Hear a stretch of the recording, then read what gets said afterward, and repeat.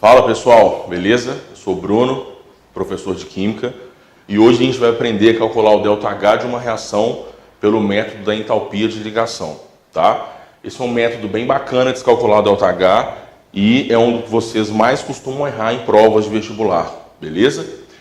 Olha só, uma reação química, nós temos os reagentes se transformando em produtos, né, fato, sendo que, vamos pensar, quando a gente faz o balanceamento de uma equação, é para garantir que a quantidade de átomos de um determinado elemento que nós temos de um lado da seta, do lado dos reagentes, é o mesmo que a gente tem do lado dos produtos.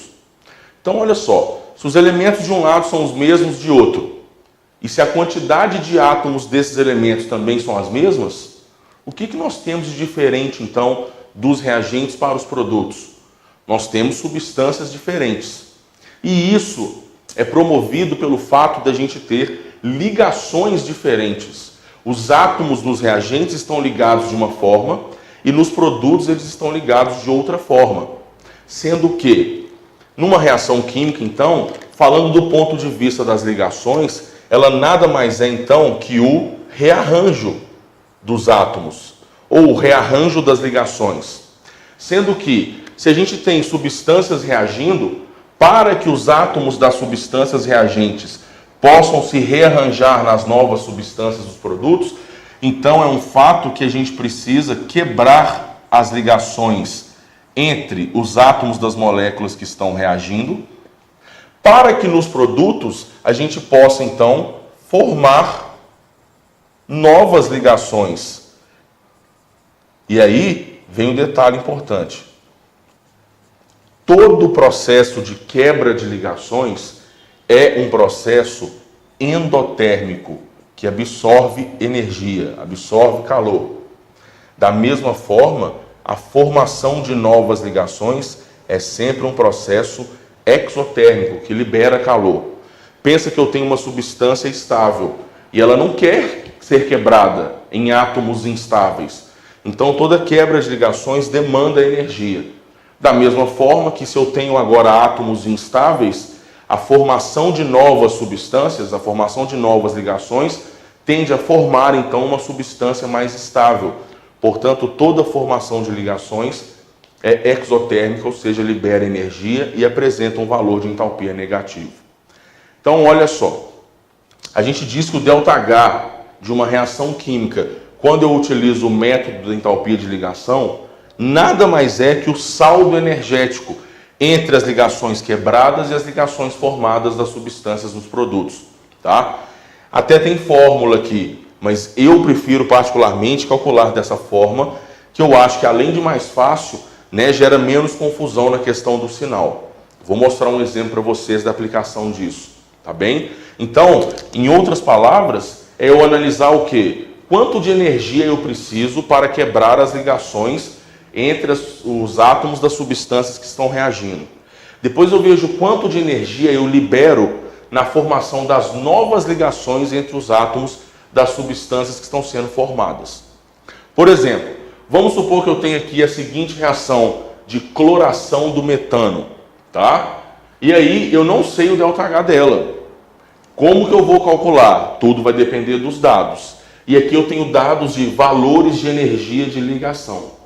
Então, o primeiro passo sempre aqui é coloquem todas as substâncias na fórmula estrutural, para ficar fácil da gente visualizar as ligações que estão sendo quebradas e formadas. Então, CH4 é um átomo de carbono ligado a 4 hidrogênios, mais Cl2 é um átomo de cloro ligado a outro, setinha, CH3Cl, carbono ligado a 3 hidrogênios e um cloro, e HCl, hidrogênio ligado a cloro. E aí, como que a gente efetua então esse cálculo de ΔH? Quantas ligações CH eu tenho antes da seta para se quebrar? 1, 2, 3, 4.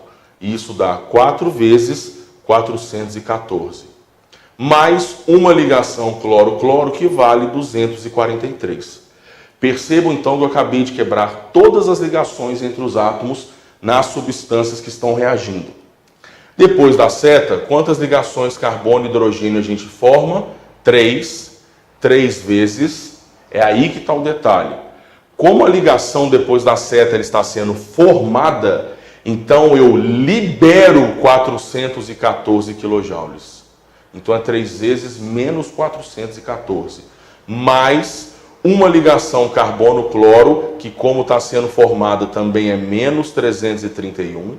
Mais uma ligação hidrogênio-cloro, que também, como está sendo formada, é menos 431, tá?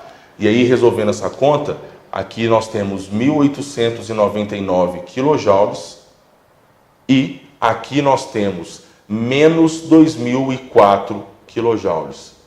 Então, olha só como é que fica simples agora. Se eu somei tudo aqui, deu 1.899 aqui menos 2.004, quer dizer que a energia necessária para quebrar todas essas ligações é 1.899. A energia liberada na formação das novas ligações é 2004. Então, o saldo energético aqui, se eu preciso de 1.899 e libero no fim 2004, o ΔH, que é o meu saldo, é menos 105 kJ. Tá? Pensa numa analogia aí, faz uma relação. Se em um mês eu ganho R$ 1.899 e gasto 2004, no fim das contas o meu saldo é menos 105. Tá? Agora, fica a pergunta. Ah, mas será que eu não poderia ter somado tudo aqui sem esse sinal de menos e colocado um menos aqui no meio do caminho? Não tem problema. Só que eu prefiro fazer dessa forma pelo seguinte. A gente está acostumado a fazer o ΔH, entalpia dos produtos menos a dos reagentes. Se eu coloco isso e coloco um menos aqui no meio do caminho, em outras palavras, o cálculo de ΔH por entalpia de ligação aplicando fórmula é a entalpia dos reagentes menos a dos produtos. Então, para não gerar essa confusão, eu prefiro fazer que é o saldo. Soma tudo positivo de um lado e soma tudo negativo do outro. Outra observação. Percebam que a gente quebrou 4 ligações CH aqui e depois formou 3 de novo. Na realidade, quimicamente falando, a gente não quebra essas 4 ligações. A gente estaria quebrando apenas essa ligação e colocando um cloro no lugar do hidrogênio. Quimicamente é isso que ocorre. Matematicamente não tem nenhum problema eu quebrar todas aqui e depois formar todas de novo. Até porque, se vocês pensarem, 4 vezes 414, 3 vezes menos 414, é como se eu realmente estivesse quebrando só uma. Tá? Então fica a critério. Eu acho que é melhor perder tempo fazendo conta do que às vezes procurar qual ligação está sendo quebrada, qual não está sendo, e correr o risco de errar, de esquecer de quebrar alguma ligação ou esquecer de formar uma outra ligação depois. Beleza? Tá aí o método de cálculo de ΔH por entalpia de ligação. Fiquem à vontade de me pedir questões, eu faço a resolução e envio o vídeo para vocês. Beleza? Um abraço.